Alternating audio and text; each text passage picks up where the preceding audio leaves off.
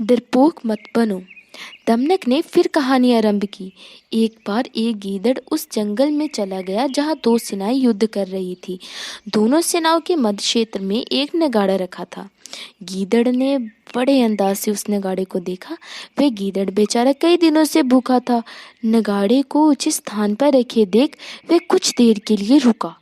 देखते ही देखते हवा के एक तेज झोंके से नगाड़ा नीचे गिर गया। फिर वह आसपास के वृक्षों में लटकी टहनियाँ हवा से उस नगाड़े पर पड़ने लगी तो उसमें से आवाज़ें आने लगी। गीदड़ इन आवाज़ों को सुनकर डर गया। सोचने लगा कि अब क्या होगा, क्या मुझे यहाँ से भागना होगा? नहीं नहीं, मैं अपने पूर्वजों के इस जंगल को छोड़कर नहीं जा सकता। भागने से पहले मुझे इस आवाज़ का रहस्य जानना होगा। यही सोचकर वह धीरे धीरे उस नगाड़े के पास पहुंच गया। देर तक उसे देखने के पश्चात वह सोचने लगा कि यह नगाड़ा तो बहुत बड़ा है, इसकी शक्ति भी कुछ कम नहीं, फिर इसका पेट भी बहुत बड़ा है। इसको चीरने से तो बहुत चर्बी और माल खाने को मिलेगा। वाह वाह, अब तो खूब आनंद आएगा खाने में। बस यही सोचकर वो गीदड़ ने उस नगाड़े का चमड़ा फाड़ दिया और घुस गया उसके अंदर। नगाड़े को फाड़ने में तो उसके दांत भी टूट गए थे, किंतु मिला क्या? कुछ भी नहीं। वह स्वयं से कहने लगा, केवल आवाज से नहीं डरना चाहिए, इंसान को बुज़दिल भी नहीं बनना चाहिए। शेर ने दमना की ओर देखकर कहा, देखो भाई, मेरे ये सारे साथी इस समय बहुत डरे हुए हैं। ये सब के सब भाग जाना चाहते हैं। बताओ मैं अकेला क्या करूं? ये इनका दोष नहीं है महाराज, आप तो जानते ही हैं, जैसा राजा वैसी प्रजा। इसलिए आप तब तक यहीं रहें जब तक मैं पूरी सच्चाई का पता न लगाकर वापस आ जाऊं।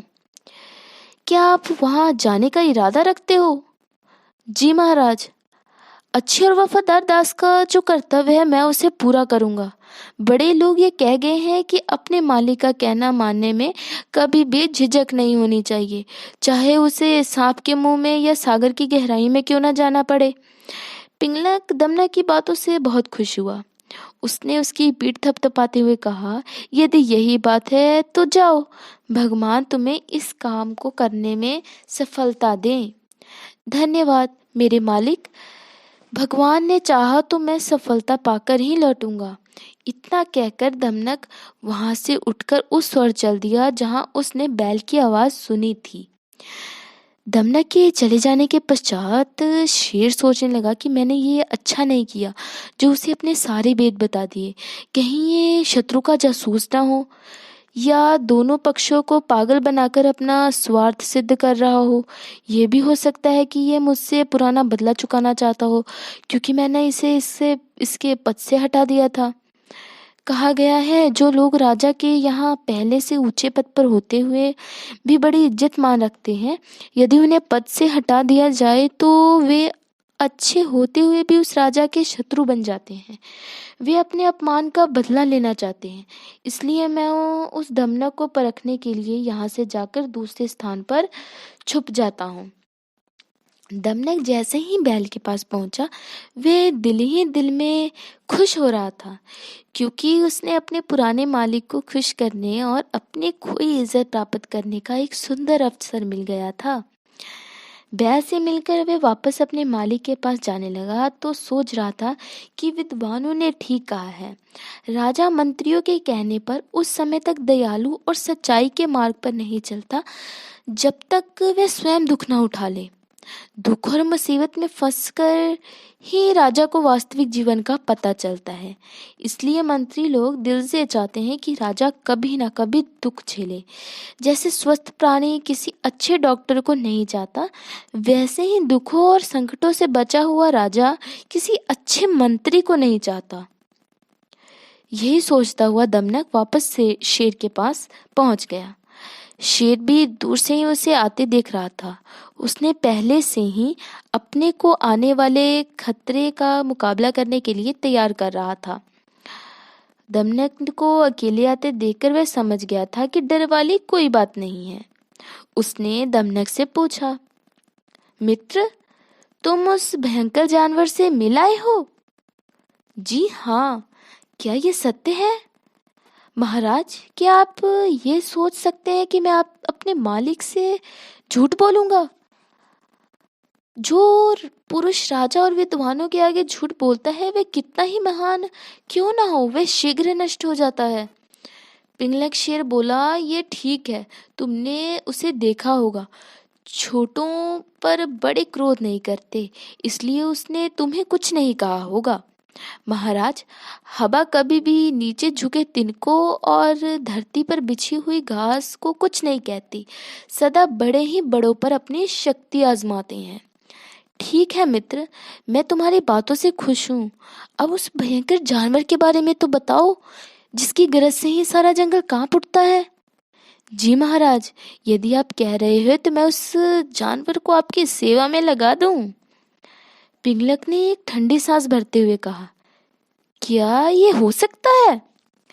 महाराज, बुद्धि से इस संसार में क्या नहीं हो सकता।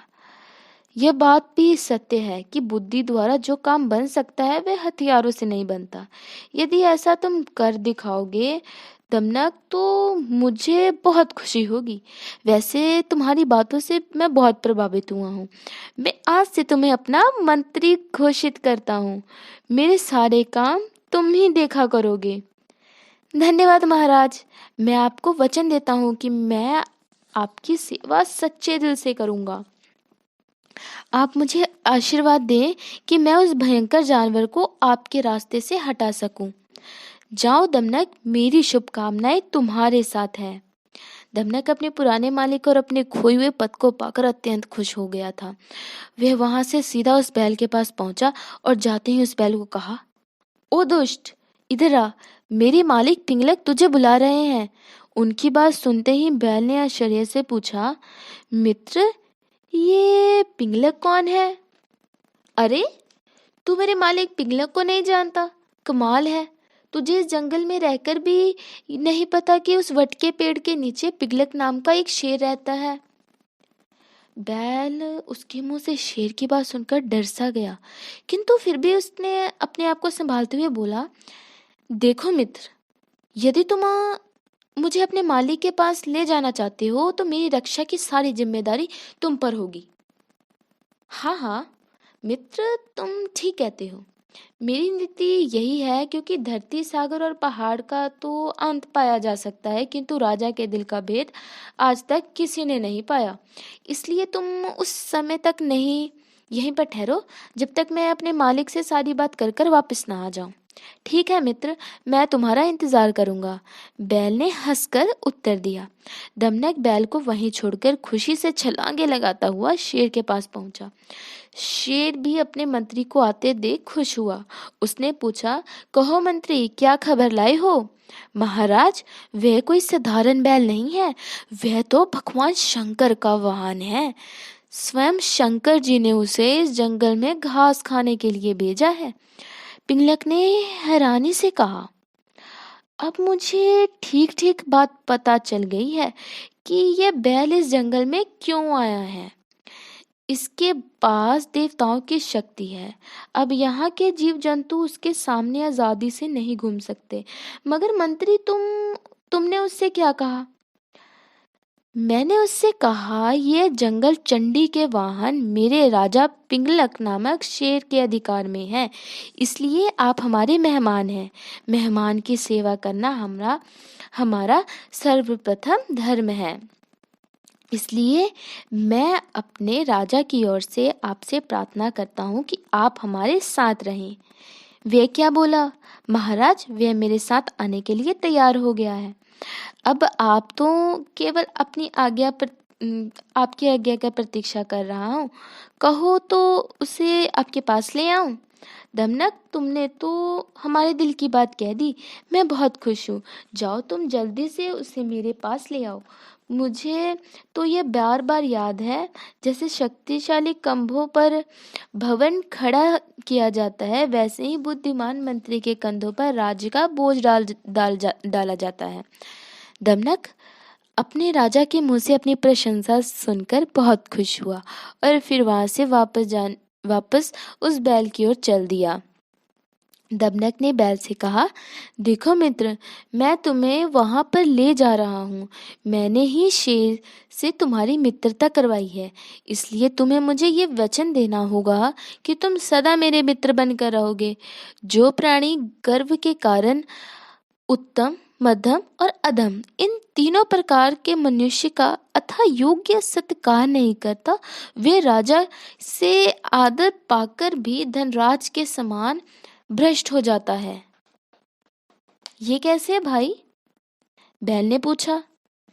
सुनो आगे की कहानी नेक्स्ट वीडियो में। अगर आपको ये कहानी अच्छी लगी हो तो वीडियो को लाइक, सब्सक्राइब और शेयर कीजिएगा। तब तक के लिए बाय बाय।